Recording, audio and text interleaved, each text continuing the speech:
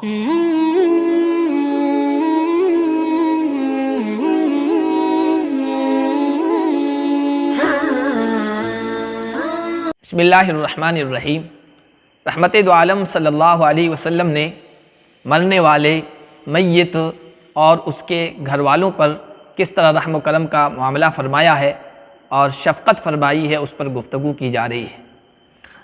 रहमत दो आलम सल्लल्लाहु अलैहि वसल्लम के रहम व करम और शफ़क़त की एक दलील ये भी है कि आप सल्लल्लाहु अलैहि वसल्लम मय्यत मरने वाले के घर वालों के सामने उसके लिए मग़फ़िरत और बख्शिश की दुआ फरमाया करते थे, इसलिए कि इससे पसमानदगान को, घर वालों को बड़ा सुकून मिलता है।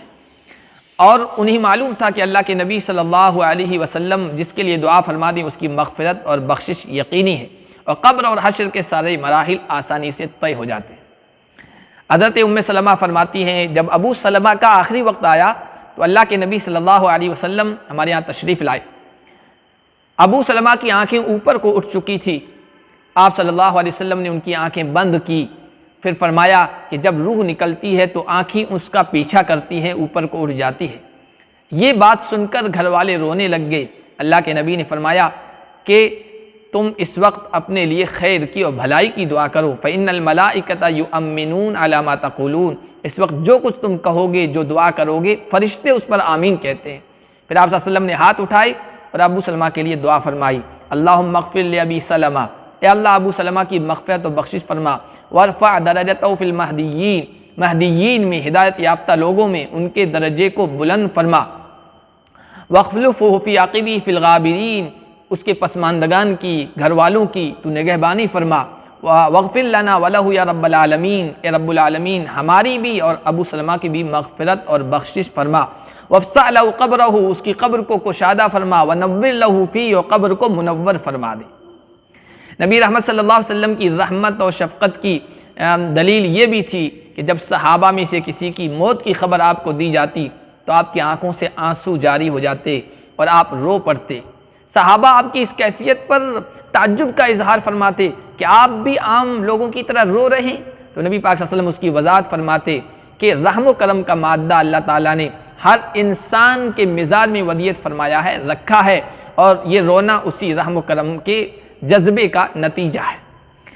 हज़रत अनस इब्न मालिक कहते हैं, हम अल्लाह के नबी सल्लल्लाहु अलैहि वसल्लम के साथ अबू सैफ जो लोहार थे उनके यहाँ गए। नबी पाक सल्लल्लाहु अलैहि वसल्लम के एक साहबजादे इनके यहाँ दूध पिया करते थे, यानी उस लोहार की घरवाली हुजूर के साहबजादे इब्राहीम की दाया थी।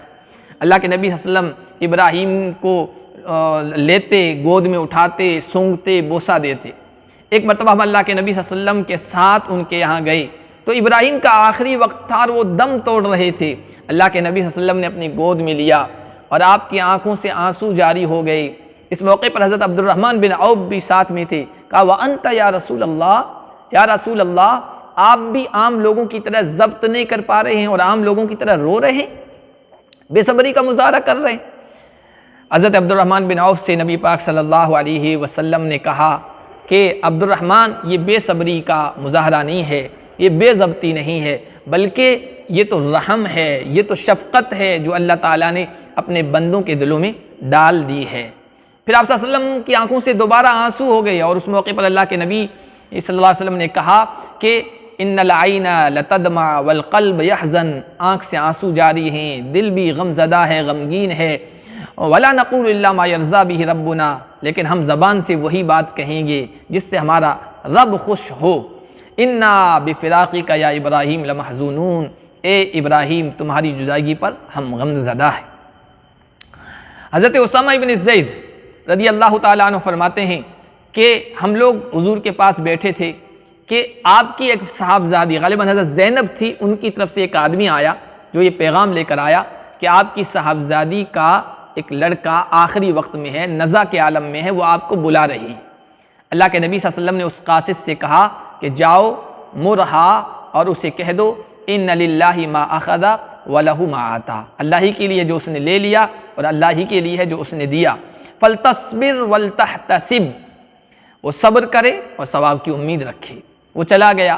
फिर उस साहबजादी ने दोबारा उस आदमी को भेजा और कसम दिलाई कि अल्लाह के नबी को कसम और वास्ता देती हूँ कि वो ज़रूर तशरीफ़ ले आएँ।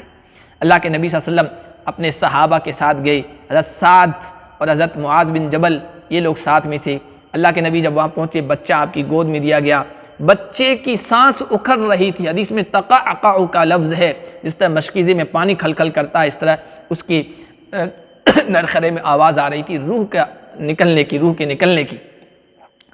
अल्लाह के नबी सल्लल्लाहु अलैहि वसल्लम पर कैफियत तारी होगी, आप रोने लग गए। हज़रत साद कहने लगे, या रसूल अल्लाह, ये क्या है?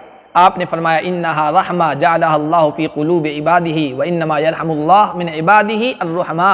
ये रहमत का और शफ़क़त का जज्बा है जो अल्लाह ताला ने अपने बंदों के दिल में डाल रखा है, जो आंसू की शक्ल में ज़ाहिर हो जाता है। और अल्लाह भी अपने मुशफ़िक़, शफ़क़त करने वाले, रहम करने वाले बंदों ही पर रहम फरमाते हैं। अल्लाह के नबी सल्लल्लाहु अलैहि वसल्लम का मैयत पर रहम व करम का ये अंदाज़ भी था कि आप जनाज़ों में शरीक होते थे बड़ी पाबंदी के साथ, और उस सिलसिले में बड़ी मशक्क़तें भी उठाया करते थे, और अपने सहाबा को भी जनाज़ों में शिरकत की तरगीब दिया करते थे। आप सल्लल्लाहु अलैहि वसल्लम ने इरशाद फरमाया कि जब ईमान वाले भाई का इंतकाल हो जाए और कोई उसके जनाजे में साथ जाए, नमाज जनाजा पढ़े और दफन में भी शरीक हो, फिर वापस लौटे, तो उसके लिए 2 क़ीरात सवाब मिलता है। 1 क़ीरात बहुत पहाड़ के बराबर है। और आपने फरमाया, जो आदमी जनाजे में साथ जाए और नमाज पढ़कर दफन होने से पहले ही वापस आ जाए, उसको भी 1 क़ीरात का सवाब मिलता है। बल्कि आप सल्लल्लाहु अलैहि वसल्लम ने जिंदा लोगों पर मैयत का एक हक़ ये भी करार दिया कि उसकी जनाजे में शिरकत की जाए। आप सल्लल्लाहु अलैहि वसल्लम ने फरमाया कि एक मोमिन के दूसरे मोमिन पर 5 हुकूक़ हैं। रद्दुस्सलाम, सलाम का जवाब देना, व इयादतुल मरीज़ की मिजाज पुरसी और उसकी इयादत के लिए जाना, अब तशमीतुल आतिश, छींकने वाला अगर अल्हम्दुलिल्लाह कहे उसका जवाब देना, वत्तिबाउल जनाइस, जनाजे में शरीक होना, व इजाबतुद दावा, और ईमान वाला दावत करे तो उसकी दावत को कबूल करना। यह सल्लल्लाहु अलैहि वसल्लम की शफ़क़त और रहम की बय्यिन दलील है।